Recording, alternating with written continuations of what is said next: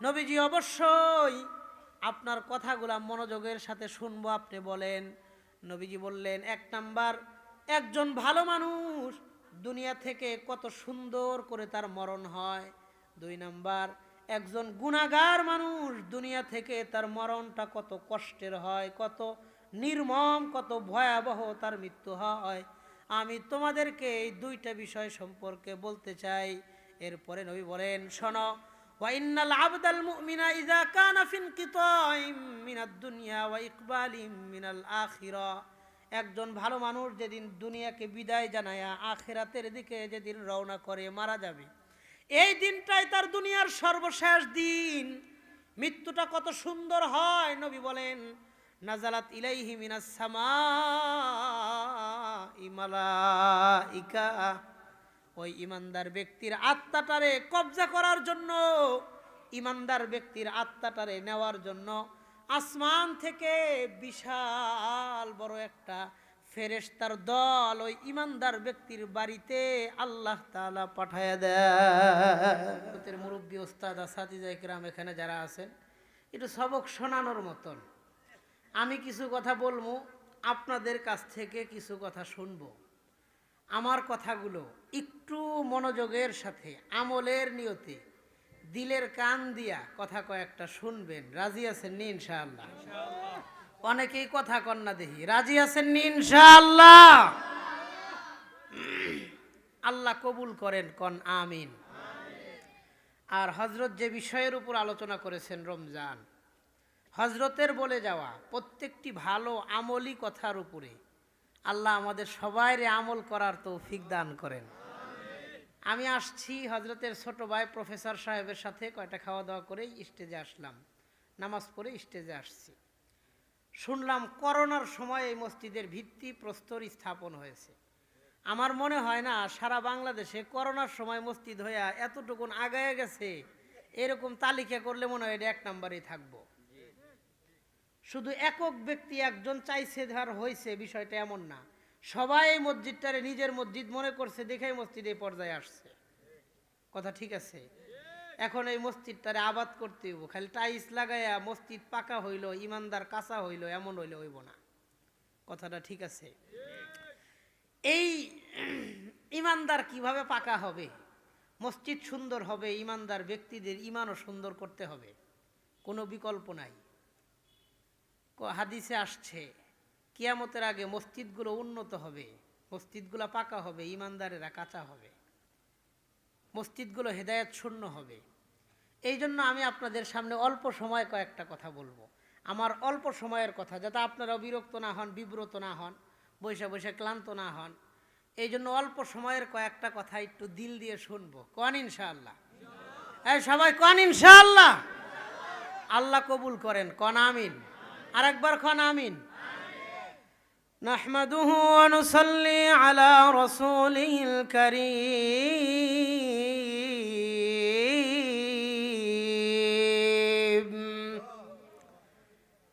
আম্মা বা'দু ফাআউযু বিল্লাহি মিনাশ শাইতানির রাজীম।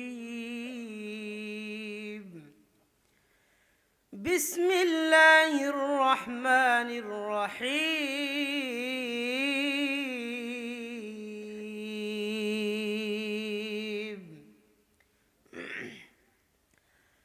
ইন্নামাল মুমিনুনা আল্লাযীনা ইযা যুকিরাল্লাহু ওয়াজিলাত কুলুবুহুম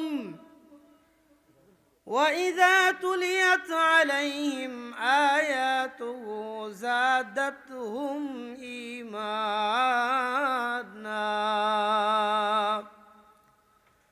وَعَلَى رَبِّهِمْ يَتَوَكَّلُونَ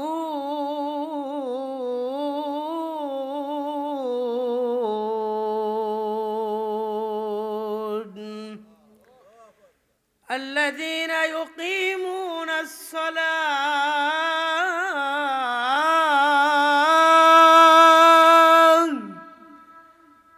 وَمِمَّا رَزَقْنَاهُمْ يُنْفِقُونَ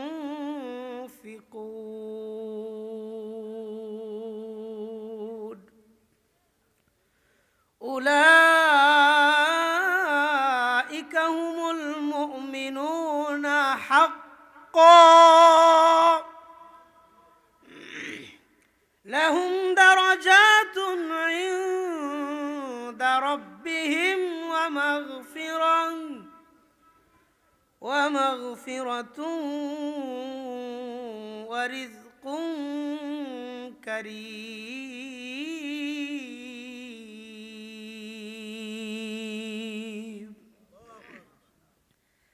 আমানতু বিল্লাহ সাদাকাল্লাহু মাওলানাল আযীম।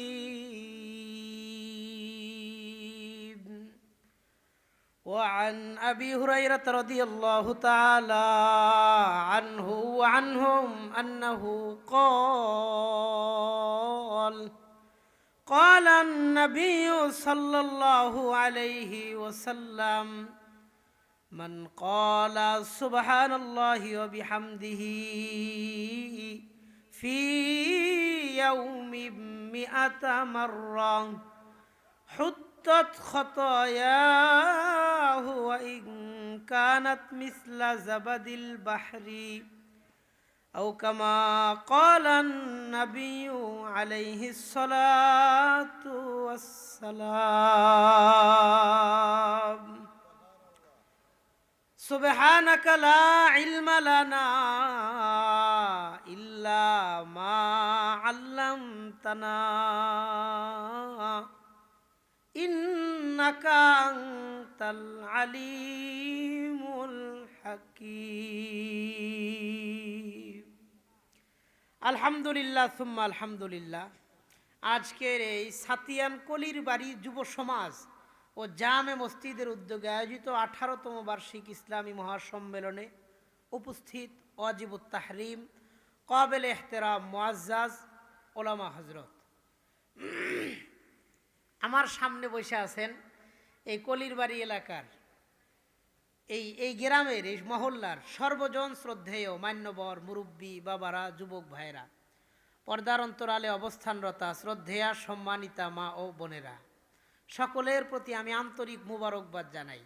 এই মসজিদটাকে আপনারা নিজেদের মসজিদ মনে করছেন, এই আয়োজনকে নিজেদের আয়োজন মনে করছেন, এই মাহফিলকে নিজেদের মাহফিল মনে করেছেন, এখানে উপস্থিত হওয়াটা নিজেদের দায়িত্ব মনে করছেন।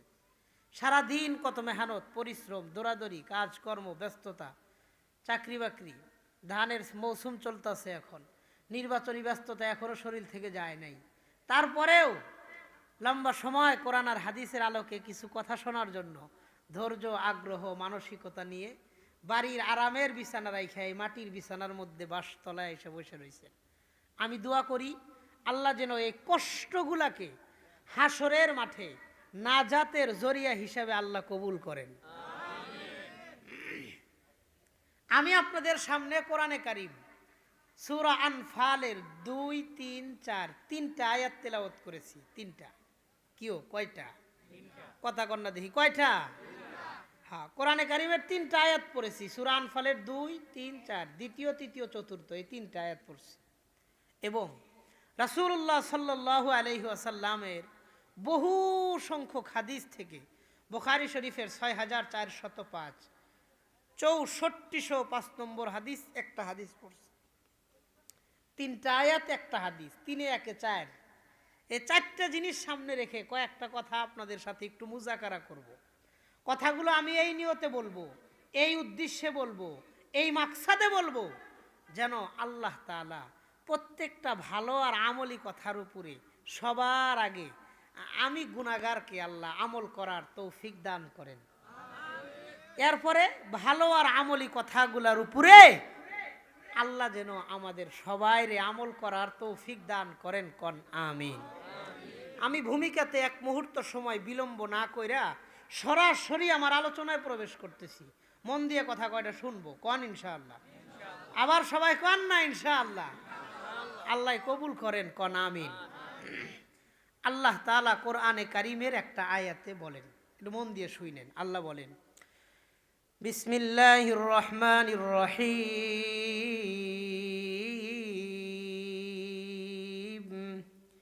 ওয়া ইন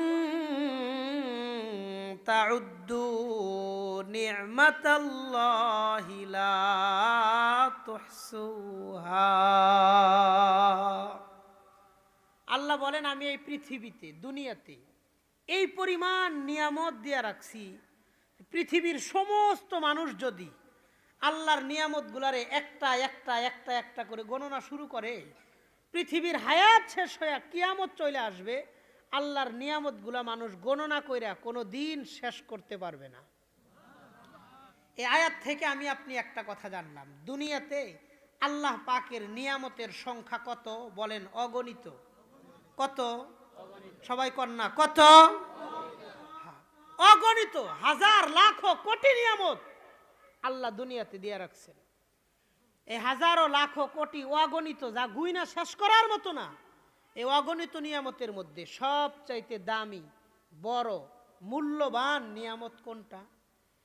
এই আয়াতের ব্যাখ্যায় রাইসুল মুফাসসিরিন আব্দুল্লাহ ইবনে আব্বাস রাদিয়াল্লাহু আনহুমা তিনি বলেন, তাফসিরে ইবনে কাসিরের মধ্যে আল্লামা ইমাদুদ্দিন ইবনে কাসির রাহিমাহুল্লাহ তিনি উল্লেখ করে বলেন যে সারা পৃথিবীর মধ্যে সবচাইতে দামি, বড়, মূল্যবান নিয়ামত কোনটা? তিনি বলেন, ওয়া ইন্না মিন আকবারি নিয়ামিল্লাহি সুবহানাহু ওয়া তাআলা ওয়া হুয়াল ঈমান। পৃথিবীর মধ্যে আল্লাহ মানুষকে যত নিয়ামত দিয়েছেন তার মধ্যে সবচাইতে দামি, বড়, মূল্যবান নিয়ামতের নাম হলো ঈমান। কন্যা সুবহানাল্লাহ। আজকের এই মাহফিলটার মধ্যে আমরা যারা আইছি, বইছি, বইয়া রইছি, কথা শুনতাছি, কন্ত আমগো সবাই রে ঈমানের মতন মহা দৌলত দিয়া দুনিয়াত পাঠাইছেন কে? আল্লাহ। একটা কথা সত্যি করে দিল থেকে উত্তর দিয়া কইবেন, কোন আমি, আপনি, আমরা, আপনারা কোনদিন আল্লাহর কাছে ঈমান চাইছিলাম? কথা কয় না? চাইছিলাম? একটা দরখাস্ত করছিলাম, হ্যাঁ, মায়ের পেটে থাকা অবস্থায় একটা ফর্ম পূরণ করে আইছিলাম না। রিয়েলিটি এবং বাস্তবতা হইল আমি আপনি আল্লাহর কাছে কোনোদিন ঈমান চাই নাই। শুধু দয়া করে, মায়া করে, ভালোবাসা, মোহাব্বত কইরা আমরার মতন অযোগ্য গুনাহগার মানুষকে ঈমানদার বানায়া দুনিয়াত পাঠাইছেন কে? আল্লাহ। সত্যি কথা বলতে আমি আর আমনে যেই পরিমাণ নাফরমানি করি, যেই পরিমাণ গুনাহ করি, আল্লাহর যত হুকুম আদেশ অমান্য করি, আমগো আমলের দ্বারা, আমি আবারও রিপিট করতেছি, আমগো আমলের দ্বারা আমরা ঈমান পাওয়ার উপযুক্ত ব্যক্তি কেউ না। কথা বলেন। একজন মানুষ, এনি সিঙ্গেল পারসন, যে কোনো একজন মানুষ দাঁড়াইয়া কইতে পারতো না যে হুজুর আমি আমার আমল দিয়ে ঈমান পাইছি, এটা কেউ কইতে পারতো না। শুধু দয়া করে, মায়া করে ঈমানটা দিছেন কেডা? বলেন, দিছেন কে? আল্লাহ। আল্লাহ আল্লাহ আমগো ঈমান, আমগো সকলের পরিচয় একটাই, আমরা সবাই মুসলমান। যে লোকটা বাজারে চা বিক্রি করে ডাক দিয়ে জিগান সে মুসলমান, যে ঝালমুড়ি ফুচকা বিক্রি করে মুসলমান, যে বিএনপি করে, জামাত করে, জমিয়ত, হেফাজত, তাবলিগ, খেলাফত, চরমনাই, ঐক্যজোট, যার যেই দল হোক, দিন শেষে তিনিও মুসলমান, আমিও মুসলমান। একজন মুসলমান হিসেবে আমগো জীবনে যদি দুইটা জিনিস পাই, কয়টা জিনিস? কথা কন্যা দেখি, কয়টা? একজন মুসলমান হিসেবে আমগো জীবনে যদি দুইটা জিনিস আমরা পাই, এখান থেকে আমার মূল বক্তব্য শুরু, একটু কথা কন লাগবো। কয়টা? দুইটা জিনিস যদি পাই, এক নাম্বার, আমার জীবনটা সম্মানের জীবন হয়েছে, ঈমানওয়ালা জীবন হয়েছে, রিজিকটা হালাল, জীবনটা সম্মানের, কোনোদিন কারো বুকের উপর থাপ্পড় দিয়ে 10 টাকা চান্দাবাজি করে খাই নাই, হালাল রিজিক নিয়ে সম্মানজনক জীবন একটা পাইছি, আল্লাহর কাছ থেকে আল্লাহ দিয়েছেন। 2, মৃত্যুর সময় ঈমান নিয়া কবরে যাইতাম পারছি। এই দুইটা জিনিস যদি আমগো জীবনে আমরা পাই, এই জীবনে আর কিচ্ছু না পাইলেও অন্তত কোনো আফসোস নাই। কথাটা ঠিক আছে? একটা ঈমানওয়ালা জীবন আল্লাহর কাছে চাই, একটা ঈমানের মরণ চাই। মুসলমান যদি ঈমান নিয়ে মরতে পারি, মরণের সময় যদি ঈমানটা লইয়া কবরে যাইতাম পারি, এর চাইতে বড় কোনো পুরস্কার, আনন্দের সংবাদ দুনিয়াতে আর হইতে পারে না। এটাই তার জীবনের সবচেয়ে বড় সম্পদ, যে আমি ঈমান নিয়ে মরতে পারছি। আমি এই দুইটা বিষয় নিয়ে কয়েকটা কথা বলবো, একটা ঈমানওয়ালা জীবন, মরণের সময় একটা ঈমানওয়ালা মরণ। কন্ত এই দুইটা জিনিসের গুরুত্ব আমরা মুসলমান হিসেবে কিও আমগো জীবনে আছে না নাই? গুরুত্বটা, এই দুই জিনিসের গুরুত্ব আমগো জীবনে কম না বেশি? হ্যাঁ, এই জিনিসের গুরুত্বটা বেশি আমাদের জীবনে। ঈমানওয়ালা জীবন, ঈমানওয়ালা মরণ, এই দুইটা জিনিসের গুরুত্ব বাস্তবে আমাদের জীবনে কম নাকি বাস্তবে বেশি? বেশি। চলেন একটা হাদিস দিয়ে আমি আমার মূল কথার দিকে আগায়া যাই। মুসনাদে আহমদ একটা হাদিসের কিতাব আছে, বিশাল বড়, 52 খণ্ড। 13 নম্বর খণ্ডে এই হাদিসটা আসছে, 17,570 নম্বর হাদিসের বর্ণনা। আমাদের কওমি মাদ্রাসা একটা কিতাব আছে মেশকাতুল মাসাবিহ, মেশকাত শরীফ। মেশকাত শরীফের 1630 নম্বর হাদিস, 1630, 1630 নম্বর হাদিসের বর্ণনা। হাদিসের বর্ণনাকারী সাহাবীর নাম বারা বিন আযিব রাদিয়াল্লাহু আনহু। তিনি বলেন, হাদিসটা একটু বড়, একটু মন দিয়ে শুনবো, কোন ইনশাআল্লাহ। وعن البراء بن عازب رضي الله تعالى عنه قال خرجنا مع النبي صلى الله عليه وسلم في جنازة رجل من الأنصار। হযরত বারা বিন আযিব রাদিয়াল্লাহু আনহু বলেন, আমরা একদিন নবীজির সাথে একটা জানাজা নামাজ পড়ার জন্য বের হইছি। কোন নামাজ? সবাই কোন নামাজ? সাহাবী বলেন, আমরা একদিন নবীজির সাথে একটা জানাজা নামাজ পড়ার জন্য বের হইলাম। যেই সাহাবী মারা গেছেন, সাহাবীর বাড়ি ছিল মদিনায়। কোথায়? মদিনার একজন সাহাবী ইন্তেকাল করেছেন। নবীজি জানাজা পড়াইবেন, আমরা জানাজা পড়ব, নবীজির সাথে আমরা বের হয়েছি। হাত্তা ইনতাহাইনা আলাল কবরি, আমরা যাইতে যাইতে কবরস্থান পর্যন্ত গিয়া পৌঁছলাম। যেই গোরস্থানে সাহাবীরে দাফন করা হবে, ওই গোরস্থান পর্যন্ত আমরা যাওয়ার পরে দেখি ফালাম্মা ইউলহাদিল কবরু, এখন পর্যন্ত কবর খননের কাজটা শেষ হয় নাই, চলতেছে। কবর খোঁড়া শেষ হয় না, এখন কাজটা এখনো চলতেছে, ধীরে ধীরে করতেছে। বাংলাদেশের মাটিগুলো একটু নরম হয়, কোদাল দিয়ে কোপ দিলে মাটিটা খুঁড়ে যায়, কিন্তু সৌদি আরবের মাটিগুলা পাথরওয়ালা জমিন হয়, ওই জায়গায় কোদাল দিয়ে কোপ দিলে মাটি খোঁড়ে না, কৌশলে সময় নিয়ে ধীরে ধীরে কবর খুঁড়তে হয়। কথা কোন ঠিক কিনা? বাংলাদেশেও দেখবেন যেখানে ইট বালু পাথর সিমেন্ট একটু বেশি, কোদাল দিয়ে যত জোরে কোপ দেন আপনার কোদাল নষ্ট হইব, কিন্তু মাটি খুঁড়তো না। সাহাবী বলেন, আমরা যাই দেখি কবর খুঁড়তেছে, কাজ চলতেছে, এখনো শেষ হয় না, আরো কিছু সময় লাগবো। এমন অবস্থা দেখে ফাজালাসান নবী সাল্লাল্লাহু আলাইহি ওয়াসাল্লাম ওয়াজালাসনা হাওলা, এমন হালাত দেখে নবীজি কবরস্থানের পাশে গিয়া বসলেন। আমরা সাহাবায়ে কেরাম নবীজির চার পাশ দিয়ে আমরাও বসে গেলাম। নবীজি কবরস্থানের পাশে গিয়া বইলেন এক জায়গায়, যেহেতু সময় লাগবো, দেরি লাগবো, সাহাবীরাও চার পাশ দিয়ে বসছে। খেয়াল করেন, সাহাবী বলেন, কান্না আলা রুসিনাত তায়র, কেমন যেন আমাদের মাথার উপরে পাখি বসা। একজন মানুষের গায়ের উপরে পাখি বসলে লোকটা যেমন কোনো নড়াচড়া করে না, আমরাও এমন চুপচাপ বসে আছি, কেউ কোনো নড়াচড়া করে না। একজন আনসারি ভাই মারা গেছে, সাহাবী মরে গেছে, আমাদের মন খারাপ, মাথাটা নিচের দিকে দিয়ে চুপচাপ বসে রইছি। হঠাৎ করে নবীজি মাথাটা উপরের দিকে উঠাইলেন, আমাদের দিকে তাকাইলেন।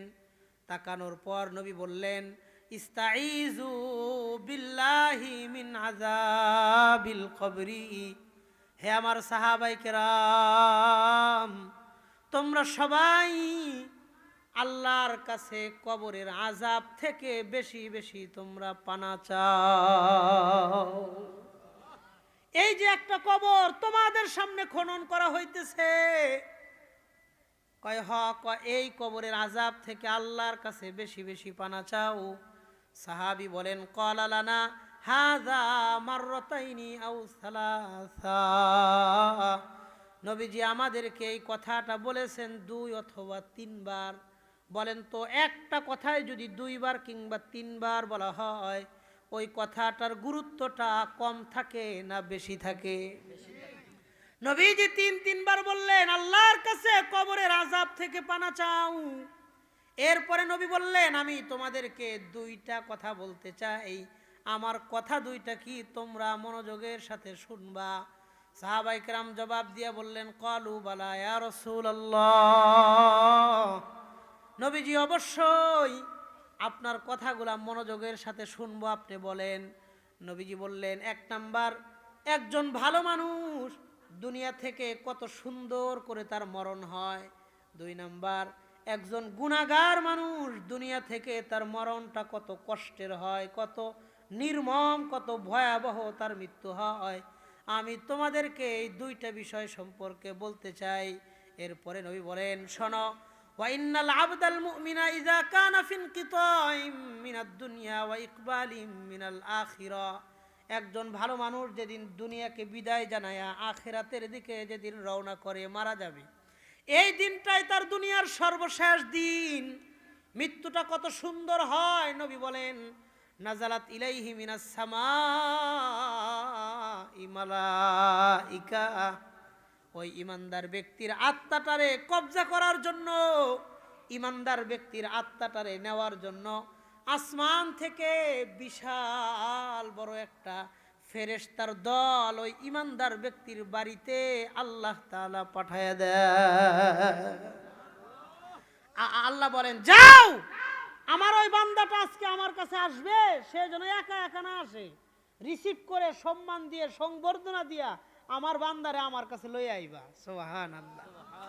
নবীজি বলেন হাত্তা ইয়াজলিসু মিনহু মাদ্দাল বাসার, ইমানদার ব্যক্তির বাড়িতে আসার পর ওই লোকটা যত দূর পর্যন্ত দেখতে পারে, তার চোখের দৃষ্টির সীমানা পর্যন্ত রাস্তার দুই পাশ দিয়ে আত্মাটারে স্বাগতম জানানোর জন্য দাঁড়ায়া যায়। ফেরেশতা বাড়িতে আয়া লোকটা যত দূর পর্যন্ত দেখে, তার চোখের দৃষ্টির সীমানা আর পাওয়ার যত দূর পর্যন্ত যায়, ফেরেশতা দুই পাশ দিয়ে আত্মাটারে স্বাগতম জানানোর জন্য দাঁড়ায়া যায়। সুবহানাল্লাহ। নবীজি বলেন ওয়ায়াতি মিন বাইনিহিম মালাকুল মাউত, এই দাঁড়ানো ফেরেশতাদের মাঝখান দিয়ে হাইটা হাইটা মালাকুল মাউত আসতে থাকে। যে ফেরেশতা জানটারে কবজা করবে, ওই ফেরেশতা হেঁটে হেঁটে আসতে থাকে। আল্লাহর হাবিব বলেন মাহু শাইআন, মালাকুল মাউত ইমানদার ব্যক্তির জন্য দুইটা জিনিস নিয়ে আসে। খেয়াল করেন কয়টা জিনিস? ওই ফেরেশতা যে আসে আত্মাটারে নেওয়ার জন্য, দুইটা জিনিস লোকে লয়ে আসে আল্লাহর কাছ থেকে, দুইটা জিনিস নিয়ে দুনিয়াতে আসে। কয়টা জিনিস?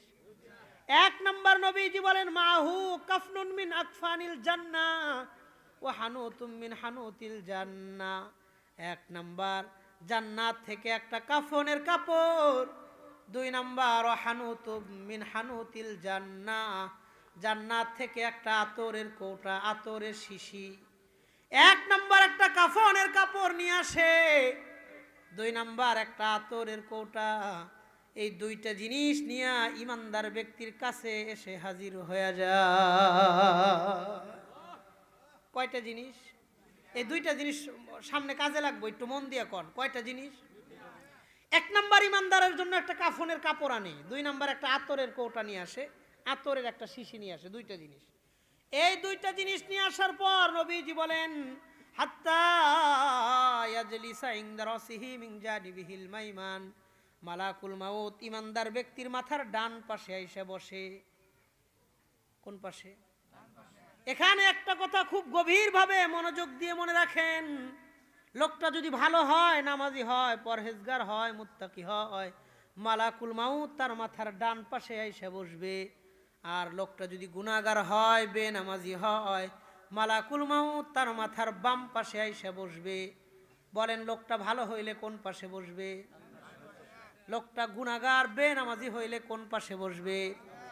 এই লোকটা যেহেতু ভালো, এই জন্য মালাকুল মাউত তার মাথার ডান পাশে বসে এই লোকের আত্মাটারে সুন্দর করে একটা ডাক দেয়। ডাক দিয়ে বলে ইয়া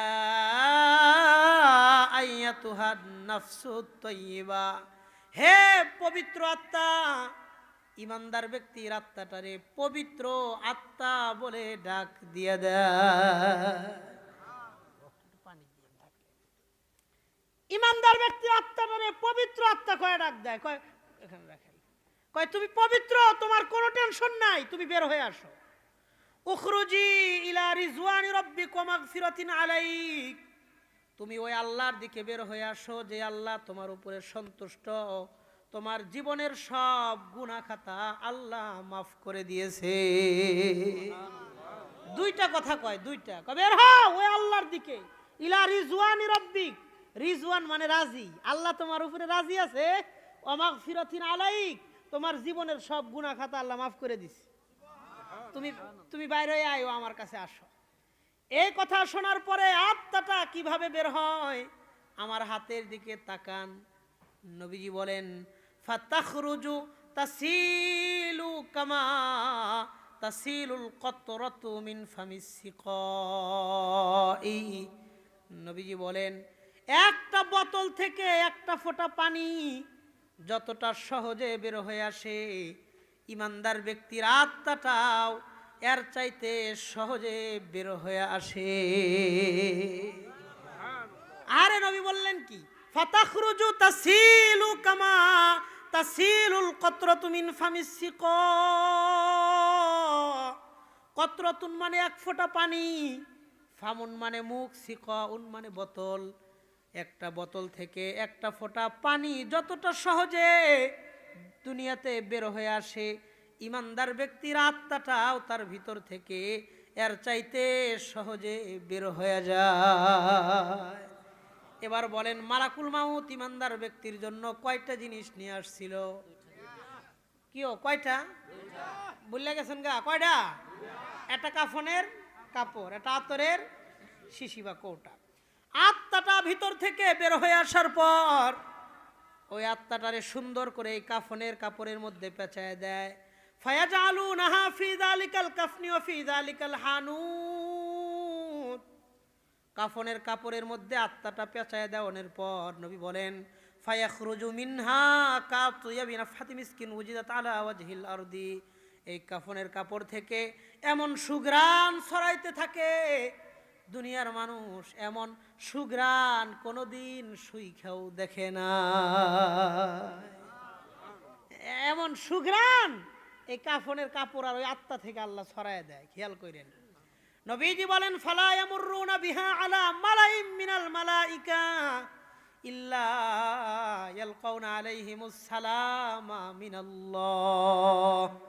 ওই আত্মাটারে নিয়ে যখন ওই দাঁড়ানো ফেরেশতাদের সামনে দিয়া যাইতে থাকে, ওই দাঁড়ানো ফেরেশতাদের সামনে দিয়া যখন আত্মাটাকে নিয়ে যাইতে থাকে, ইল্লা ইয়ালকাউনা আলাইহিমুস সালামা মিনাল্লাহ, ওই সব ফেরেশতারা ইমানদার ব্যক্তিরে আল্লাহর পক্ষ থেকে সেলুট আর সালাম জানাইতে থাকে। দুনিয়াতে সেনাবাহিনীর বড় কোনো অফিসার এক জায়গা দিয়ে গেলে বাকি সেনা সদস্যরা যেমন সেলুট সালাম আর সম্মান জানায়, ইমানদার ব্যক্তির আত্মাটারে লয়ে যাওয়ানোর সময় আশপাশ থেকে আল্লাহর পক্ষ থেকে তারা তাকে সেলুট আর সালাম সম্মান জানাইতে থাকে। নবীজি বলেন হাত্তা ইয়াতিয়া বিহা ইলাস সামাইদ দুনিয়া। আত্মাটারে প্রথমে দুনিয়া থেকে নিয়ে দুনিয়ার আসমান পর্যন্ত চলে যায়। ফায়াস্তাফতাহুনা লাহু আবওয়াবাস সামা। আসমানের দরওয়াজাগুলো খুলে দেওয়ার জন্য আবেদন করা হয়। প্রথম আসমান, দ্বিতীয়, তৃতীয়, চতুর্থ, পঞ্চম, ষষ্ঠ, সপ্তম, হাত্তা ইয়ান্তাহিয়া বিহা ইলাস সামাইস সাবিয়া। 7 নম্বর আসমানে যখন আত্মাটারে নিয়ে রাখা হয়, আল্লাহর আরশের সামনে যখন আত্মাটাকে নিয়ে রাখা হয়, এই আত্মার ঘ্রাণ যখন আশেপাশের ফেরেশতাদের নাকে চলে যায়, তারা জিজ্ঞাসা করে বলেন লিমান হাদিহির রূহুত তাইয়্যিবু, এই পবিত্র আত্মাটা কার? আমরা ওই ব্যক্তির পরিচয় সম্পর্কে জানতে চাই। আল্লাহ এই আত্মাটা কার? এত সুন্দর ঘ্রাণ ছড়াইতেছে, জান্নাতি ঘ্রাণ, এই লোকটা কে? আমরা তার পরিচয় জানবার চাই, এটা কে ছিল দুনিয়াতে। এবার আর একটা কথা গভীর মনোযোগ দিয়ে মনে রাখেন, আমি আর আমনে যেদিন মইরা যামু, আমার আপনার 2 কাঁধে 2 জন ফেরেশতা থাকে, কিরামান কাতিবিন। আমি আপনি যেদিন মারা যাব ওই দিন থেকে এই 2 জন ফেরেশতার সমস্ত দায় দায়িত্ব ডিউটি ওই দিন থেকেও শেষ হবে। কথা ঠিক আছে নি? তারা আমার আমনের ভালো মন্দই লিখতো। এখন আমি আপনি মরে গেছি, এই দুইজনের আর কোনো কাজ আছে? আর কোনো দায়িত্ব আছে? এই দুইজন অবসর, এদের কাজও শেষ। ফেরেশতারা যখন বান্দার পরিচয় জানতে চাইবে, আল্লাহ এই দুইজন ফেরেশতার ডাক দিবেন, আসো আমার এই বান্দার দুনিয়াতে কি কি পরিচয় ছিল, আমার বান্দার পরিচয়টা আমার ফেরেশতাদেরকে তোমরা শোনায়া দাও। বলো এ দুনিয়াতে কি পরিচয় ছিল তোমরা বলে দাও। আল্লাহর হাবিব বলেন, ফায়ুসাম্মুনাহু বিআহসানি আসমাইহি ফিদ দুনিয়া। দুনিয়াতে এই ব্যক্তির কি কি ভালো কাজ ছিল, কোন মসজিদের মুসল্লি ছিল, কোন মসজিদের জন্য জায়গা দিয়েছে, মাদ্রাসার জন্য জমি দিয়েছে, কবরস্থানের জন্য, ওযুখানার জন্য, বারান্দার জন্য সহযোগিতা করেছে। আরে ফজরের নামাজ কোন মসজিদে যায় যায় পড়তো, ঈদের দিন কোন গরিব মানুষের বাড়িতে 200 টাকার বাজার পাঠায় দিছে, শীতের দিন কোন এতিম অসহায় ছোট বাচ্চারে 200 টাকা দিয়ে একটা কম্বল কিনে দিছে। প্রত্যেকটা ছোট ছোট ছোট ছোট ভালো কাজ ওই দিন আল্লাহর সামনে পাঠ করে করে শোনায় দেওয়া হবে। সবগুলা ভালো কাজ আল্লাহর সামনে রাখা হবে। আল্লাহ আমনের এই বান্দাটারে এই কাজ আছে। আল্লাহ জিজ্ঞাসা করবেন, আকুল্লুহা লাহু, এই সব ভালো কাজ কি আমার এই বান্দাটার? ফেরেশতারা বলবেন, হ্যাঁ এই সবগুলা কাজ আপনার এই বান্দার। আল্লাহ বলবেন, তাইলে আর দেরি করো না, ইজালু কিতাব আবদি ফি ইল্লিয়িন, এই মুহূর্তে আমার বান্দার নামটা জান্নাতি মানুষদের তালিকাভুক্ত করে দাও। আর একটা কথা মনোযোগ দিয়ে মনে রাখেন, আল্লাহর কাছে 2টা তালিকা থাকে। আরশের ডান পাশে একটা তালিকা থাকে, যেটারে বলা হয় ইল্লিয়িন, জান্নাতি মানুষদের তালিকা। আরশের বাম পাশে একটা তালিকা থাকে, যেটারে বলা হয় সিজ্জিল, আইওয়াদিম মিন জাহান্নাম, জাহান্নামীর একটা উপত্যকা তালিকা। আল্লাহ বলবেন, এই বান্দার নামটা জান্নাতি মানুষদের তালিকার মধ্যে